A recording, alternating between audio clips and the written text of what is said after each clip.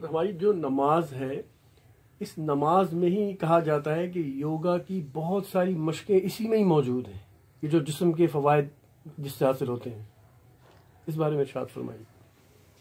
دیکھیں، یوگی نماز کو مہا یوگ کہتے ہیں۔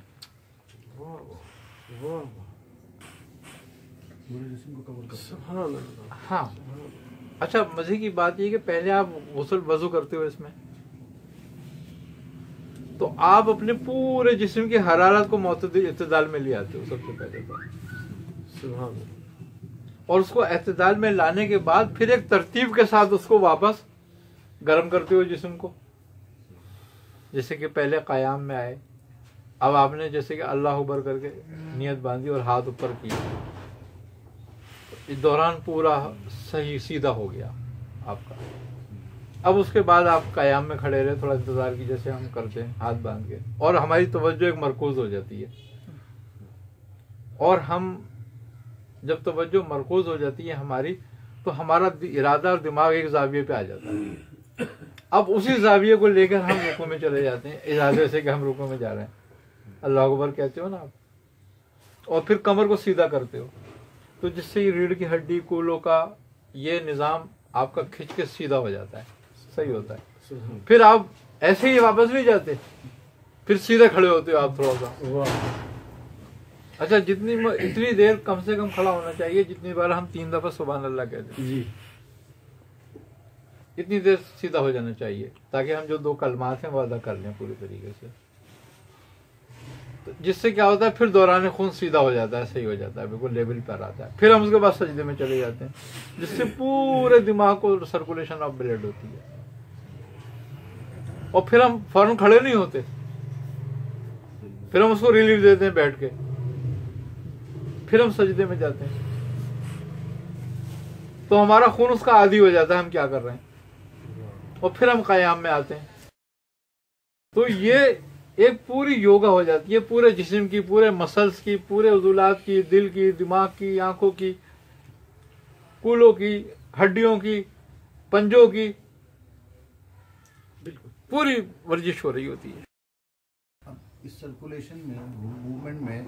جو باریک شریانیں ہیں اور وریدیں ہیں، تو اس میں تو پھر وہ کلاؤڈ بھی نہیں پیدا ہوگا، کیونکہ آپ بالکل نہیں ہوتا کلاؤڈ پیدا، لچک پیدا ہو رہی ہے نا آپ کے جسم میں، فالج کا بھی خدشہ ظاہر ہو سب چیزوں کے خدشے، بہت ساری بیماری خدشے ختم ہو جاتے ہیں۔ اور پھر سب سے بڑی بات یہ ہے کہ یہ تو تمہارے دماغ کو، ارادے کو پاک کرتی ہے، کہا ہے نا اس کا رزلٹ میں، نتیجے میں کیا، اور یہ روکتی ہے تمہیں بے حیائی اور خواہشی۔ اس کا مطلب یہ ہے کہ تمہاری جنسی قوت کو بھی اعتدال میں لاتی ہے، معتدل کرتی ہے، اور جس کی جنسی قوت معتدل ہوگی اس کو کبھی نامردی پیدا نہیں ہوگی۔